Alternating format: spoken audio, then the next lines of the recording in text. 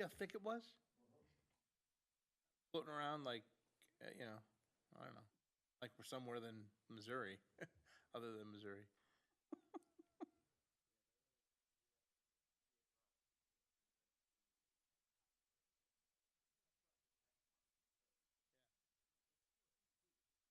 Yeah, there you go.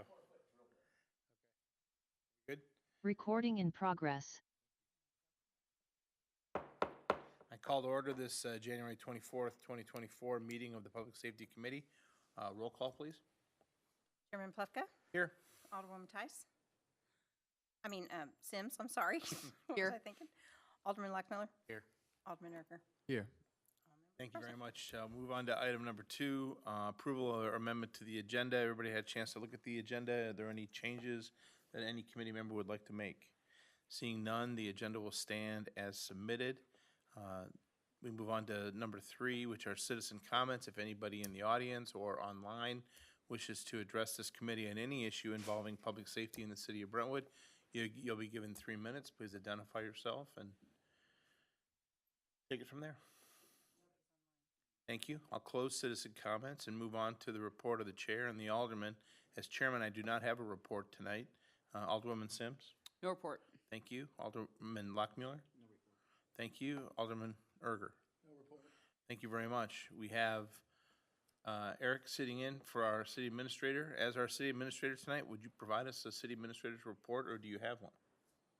No report tonight. Thank you very much. Moving on to the department reports, I would recognize our chief of police. Good afternoon. I wanted to, in my report tonight, I just wanted to cover crime from 2023 to give you a little perspective on how the city did in terms of crime activity. Just to give a little reference for you, in 2020, in Part 1 crime, so that's any serious crimes that we had, 577. In 2021, 554. 2022, 608. And 2023, last year, we had our lowest total of that 4-year running of 533. So we were down 75 Part 1 crimes last year, which is encouraging. And we can point to some things we're doing in the police department that help that. But really, when you start looking at the numbers, and I'll go through some of the crime categories, and a couple things jump out at you with regard to the numbers of crime that we have. Our violent crime in particular is very low. So we were down 19 assault cases. Now keep in mind, these are Part 1 crime assaults. These are simple assaults. These could be a fight. This could be a pushing match. It could be a domestic between a husband and a wife. So it covers a lot of ground, the assaults do. But in that crime category, we were down 19 cases. We were down 8 burglaries in this 2023 calendar year. And that also is a little bit complicated when you look at it total, because it includes forced and unforced entry. So when they changed over our crime classification last year, the FBI changed it.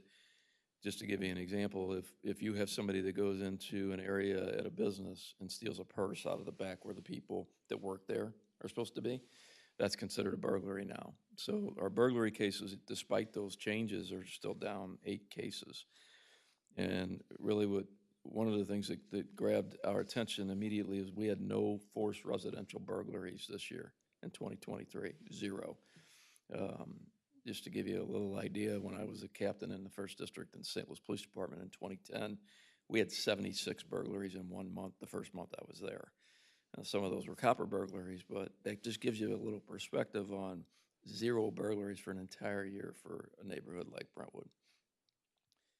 Our robbery cases were down 1 case, down to 5 from 6, and again, that also includes strong arm robbery. So out of those robbery cases, we had 3 that were considered a robbery by crime classification on people that are working at stores.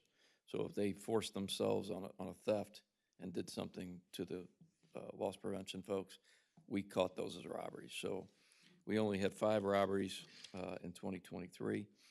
An area that we talk a lot about is car crime, and we were down 37 stolen autos in this year. That's a considerable jump down from where we were. I think that there were several contributing factors to that. There was a push to lock up juveniles who were involved in these stolen car crimes. Part of it was also, I think, that they finally woke up with the Kias and Hyundais and made it more difficult for them to steal. If you looked at our list of stolen autos from 2023, they were dominated by those cars. One of the interesting things when we looked at the crime totals from 2023, when you looked at our auto theft issues, out of the 37 cars that were stolen, 35 of them were recovered.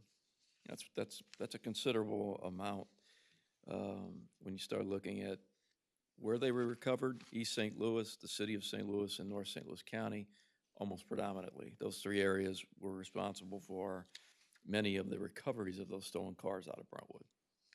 So that tells us who's coming into the neighborhoods to steal cars, because that's where they're being recovered. When we looked at the car cloudings, that was the only crime category out of all of these that we were up, and we were up 4, which isn't a lot, but it does tell you that these guys are still active in our neighborhoods, and a lot of these are happening at our businesses, our hotels, and a lot of them are happening in our neighborhoods at night. So this continues to be an area of concern for us in the police department. Larceny was down 33 events, so that covers all larceny. That's obviously driven strongly by our retail. But overall, we were down 33 events, and clearly larceny is driving a lot of our crime. We had a total of almost 400 larcenies in Brentwood. So as you can imagine, our officers are really busy in our retail areas responding to these calls on a regular basis. Anybody have any questions with regard to the 2023 review of the crime? We recently, and you will meet them at the next board meeting, or the board meeting coming up in February. Our staffing now is we're full staffed. We hired 3 additional officers, and you have an opportunity to see them when we introduce you to them at the next board meeting. Moving on to recent crime here in 2024.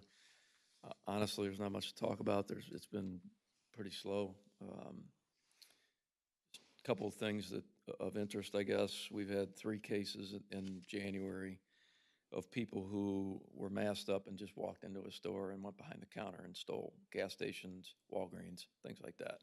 They're taking cigarettes, lottery tickets, and things like that. So it appears to be the same people on the incidents that we've had, and our officers jumped them in a car, leaving the lot from Walgreens, chased them up Brentwood, and of course eastbound on the Highway 64 at a very high rate of speed, so they let them go. But other than that, we really haven't had anything in January that sticks out of interest.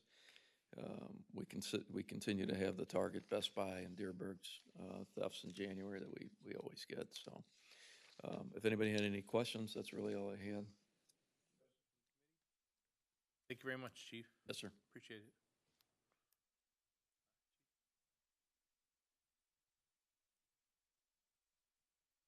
Good evening. We give you the report of statistics yearly and also monthly stats since we last met. Biggest thing we're looking at right now is the medical direction. So as you know, SSM decided they were going to start charging us for medical services per call, which we had not budgeted. So we're still under contract for 2024 with SSM. This change would take effect in 25. We are currently meeting with the identified vendors here in the memo to see what their pitch is.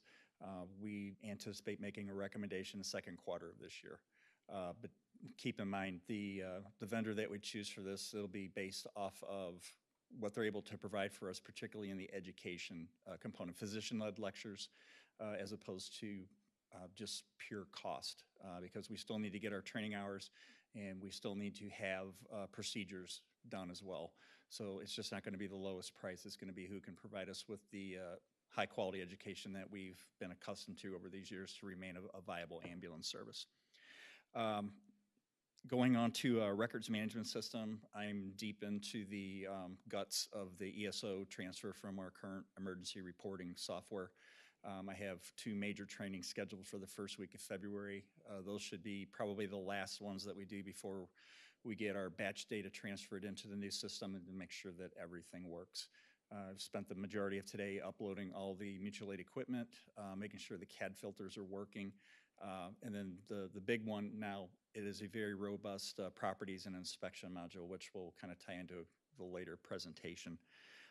With the cold weather, recent alarms, we did have a significant fire in Brentwood Forest, which was a result of re-energized equipment after the power outage.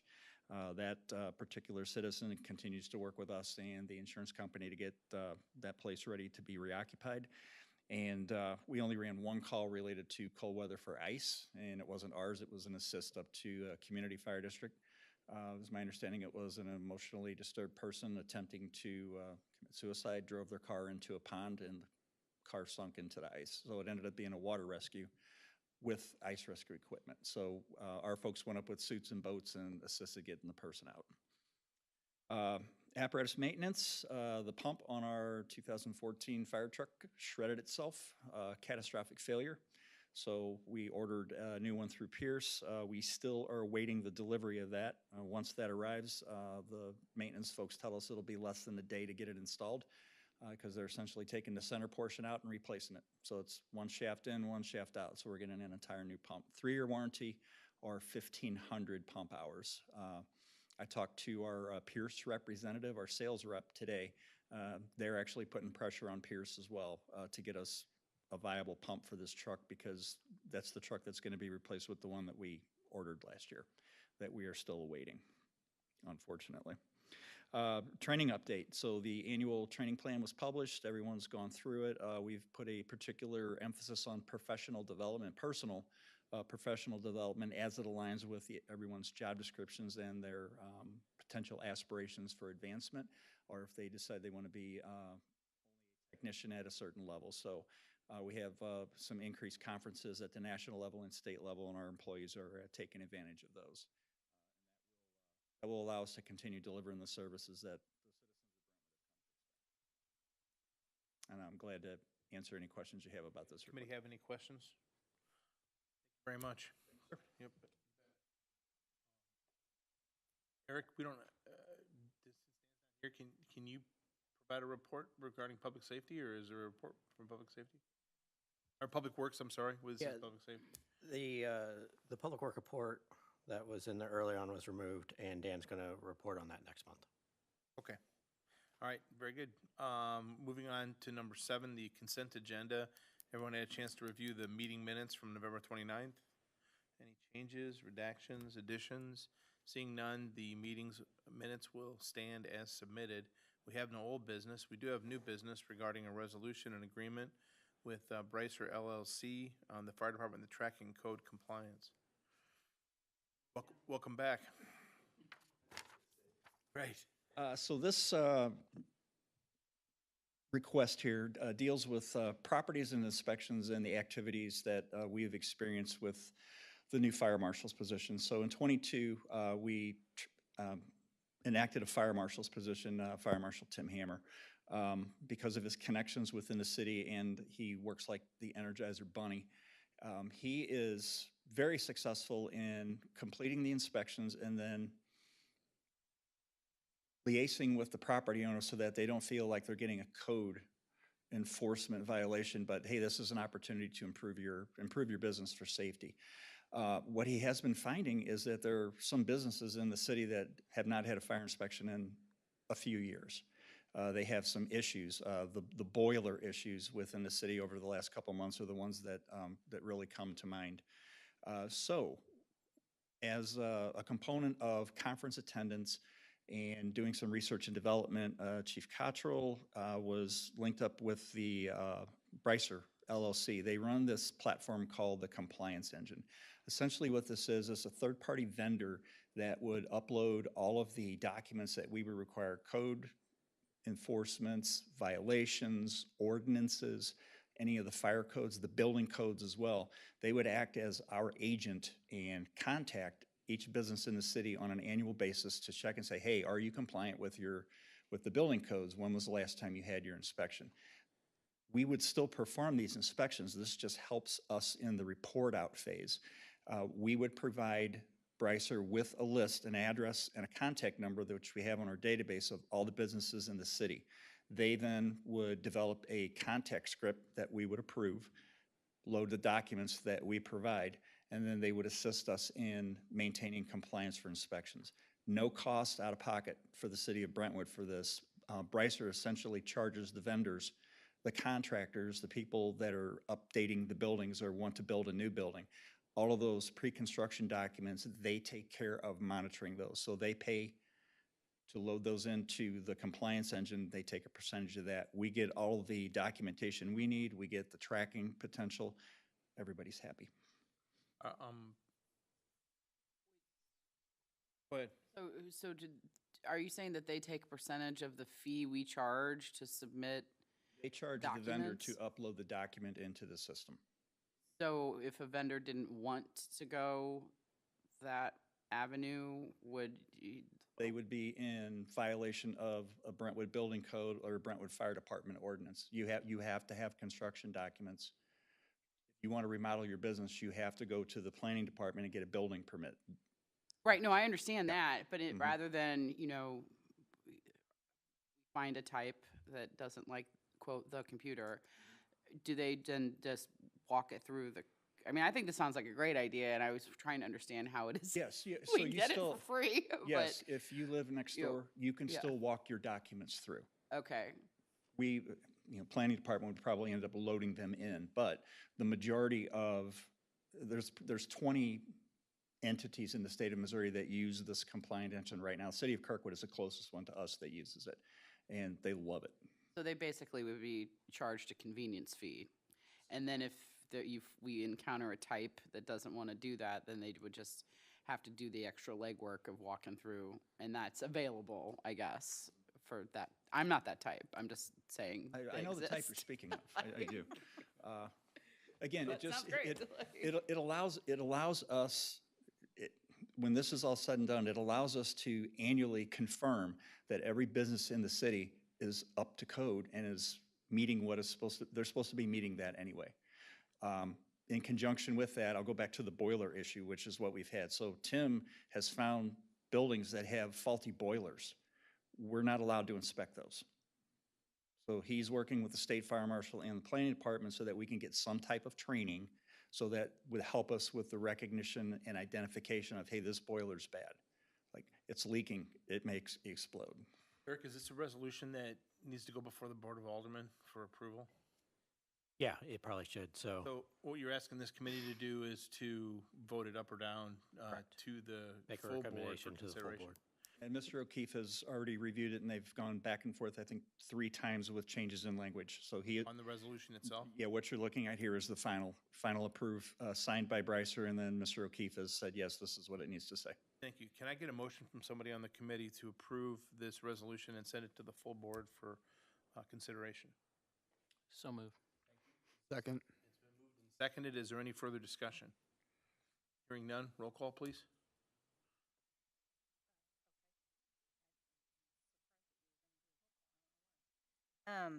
Okay, Chairman Plufka, Yes. Alderwoman Sims, Yes. Alderman Lockmiller, Yes. Alderman Erger. Yes. Motion carries. Thank you. Thank you very much. Very much for your time. Our last item on the agenda today is citizen comment. If there's anybody in the audience, anybody online who wishes to make a comment with regard to any issue involving public safety, you'll be given 3 minutes.